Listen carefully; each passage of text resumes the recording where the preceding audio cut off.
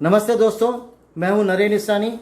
जीवन की इस भव्य पाठशाला में आपका एक सहपाठी। निरंतर अभ्यास से जो स्वयं अंतर्मन का अनुभव कर पाएगा, स्नेह, सम्मान, सहयोग का महत्व उसे पूर्ण समझ आ जाएगा और उसके हर संबंध में फिर एक अद्भुत निखार आ जाएगा।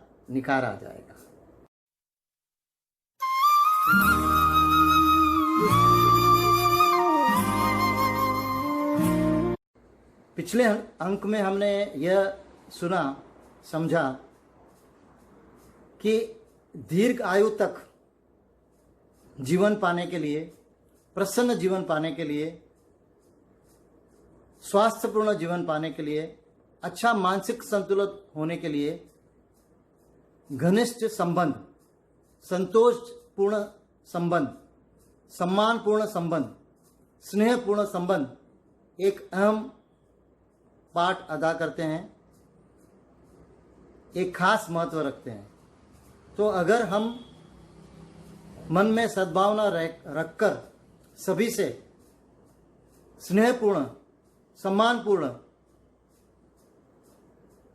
व्यवहार करेंगे तो कदाचित हमारे संबंध घनिष्ठ बन सकते हैं। ये कैसे संभव है? ये हम कैसे कब कर सकते हैं?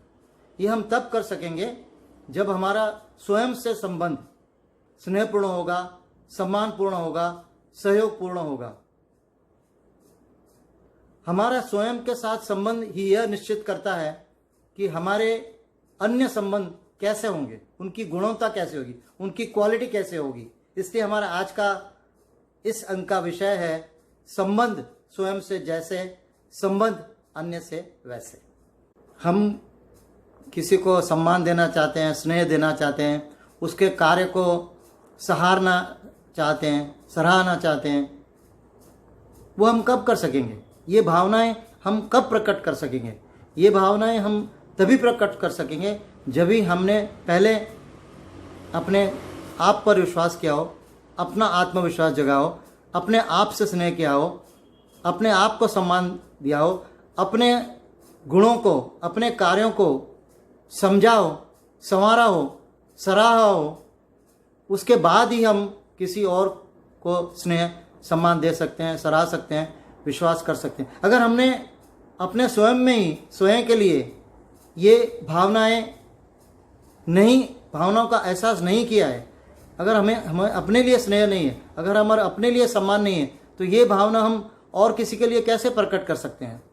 इसलिए यह अनिवार्य है कि जब तक हम अपने आप को सम्मान नहीं देते, अपना आत्मविश्वास नहीं जगाते, अपने आप को स्नेह नहीं देते, तब तक हम किसी और को भी न विश्वास कर सकेंगे, न स्नेह दे सकेंगे, न सम्मान दे सकेंगे। इसलिए अनिवार्य है कि ये भावनाएं पहले हम अपने आप में जगाएं, ताकि हम स्नेह, घृणा, मान अपमान में फ़र्क समझ सकें और दूसरों के लिए उचित वक्त पर, उचित समय पर, उचित तरह से ये भावनाएं प्रकट कर सकें। इसलिए जाहिर है कि सबसे पहले हमें स्वयं को स्नेह देना पड़ेगा, स्वयं को सम्मान देना पड़ेगा, और उससे भी पहले ज़रूरी है कि हम अपना आत्मविश्वास जगाएं। हमारे शरीर के लिए आत्मविश्वास, हमारे गुणों के लिए, हमारी कला के लिए, हमारे हुनर के लिए, हमारी उपलब्धियों के लिए, सभी के लिए हमें विश्वास जगाना पड़ेगा, आत्मविश्वास जगाना पड़ेगा। ऐसा नहीं है कि ये विश्वास है नहीं, शायद आत्मविश्वास है, लेकिन वो जागरूक नहीं है, उसे जागरूक करना पड़ेगा। जब तक ये नहीं होगा तब तक हम अपने आप को न सम्मान दे सकेंगे, न स्नेह दे सकेंगे। तो सबसे पहले महत्वपूर्ण है कि हम अपना आत्मविश्वास जगाएं। तो क्या आत्मविश्वास जगाया जा सकता है? शायद। आइए प्रयास करते हैं। अपनी विचारधारा बदलने से हम आत्मविश्वास जगा सकते हैं। अपने फिंगरप्रिंट्स के ऊपर ध्यान दीजिए। ये फिंगरप्रिंट्स जो हैं वो पूरे विश्व में किसी के साथ नहीं मिलेंगे।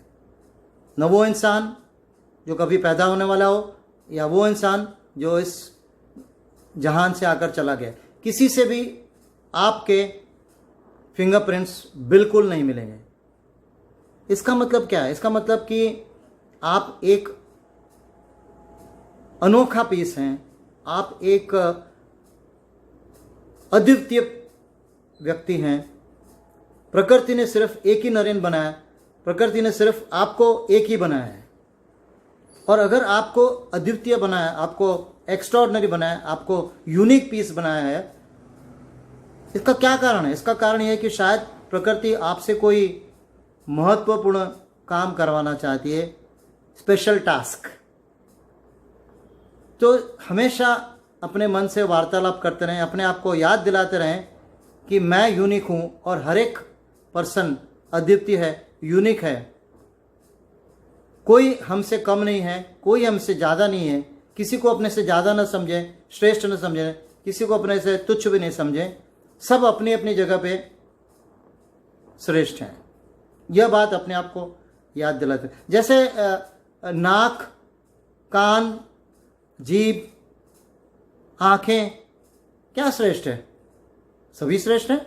अगर आपको देखना है तो आंखें श्रेष्ठ हैं, अगर आपको सुनना है तो कान श्रेष्ठ हैं, अगर आपको सुगंध देनी है तो नाक श्रेष्ठ है, अगर आपको स्वाद देना है तो जीभ श्रेष्ठ है। कहने का मतलब ये कि उसी तरह से समाज का हर व्यक्ति श्रेष्ठ है, अपनी अपनी जगह श्रेष्ठ है, अपने अपने कार्य में श्रेष्ठ है, अपनी अपनी आवश्यकता के अनुसार वह श्रेष्ठ है। तो हमारा फर्ज सिर्फ यह बनता है कि हम अपने हुनर को, अपनी कला को, अपने गुणों को, अपनी उपलब्धियों को समझें, पहचानें और उन्हें बेहतर से बेहतरीन करने की कोशिश करें। और अपने आप को हमेशा याद दिलाते रहें कि प्रकृति ने हमें एक यूनिक पीस बनाया है। यह याद करते करते हम ज़रूर अपने आत्मविश्वास को जगा पाएंगे। और जब हमारा आत्मविश्वास जग जाएगा तो हम अपने आप को सम्मान भी देंगे और अपने आप से स्नेह भी करेंगे। और जब ये दोनों बातें हो जाएंगी तो हम हर एक को स्नेह और सम्मान दे सकेंगे, हर किसी के साथ हर किसी के ऊपर विश्वास कर सकेंगे और तब हमारे संबंध घनिष्ठ होने की संभावना बढ़ जाएगी। ये थोड़ा कठिन ज़रूर है, लेकिन निरंतर अभ्यास और अथक प्रयास से ये संभव भी है। तो जब आप अपने लिए इतना कर लेंगे तो आपका आत्मविश्वास पूर्ण रूप से जागृत हो जाएगा और आप अपने आप से स्नेह करने लगेंगे, अपने आप को सम्मान देने लगेंगे और उसी के साथ साथ हर व्यक्ति को और उसके कार्य को आप सम्मान और स्नेह की नज़र से देखेंगे और सद्भावना रखेंगे। और तब आपके हर संबंध में घनिष्ठता आ जाएगी।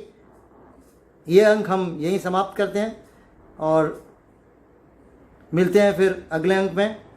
जीवन की पाठशाला में सफल होने के लिए एक नया सूत्र लेकर। तब तक के लिए नमस्ते, धन्यवाद।